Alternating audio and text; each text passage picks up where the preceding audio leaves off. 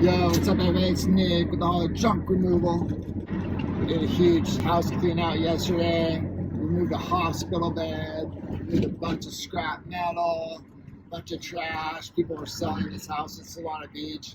$3.5 million for a 2-bedroom, 1-bath, 950 square foot home. 3.5. Getting ready to sell it. Give us a holler at thehollerjunkremoval.com. 760-331-3289. We'll be there same day, next day, guaranteed, bro. So, like I said, a big part of our job, take all our stuff, we sort it out, repurpose it, recycle it, donate it, whatever. You see, we donated this big hospital bed with the scrap yard, taking all the recyclables this morning to the scrap yard. We went to the dump this morning with the load of trash that they had.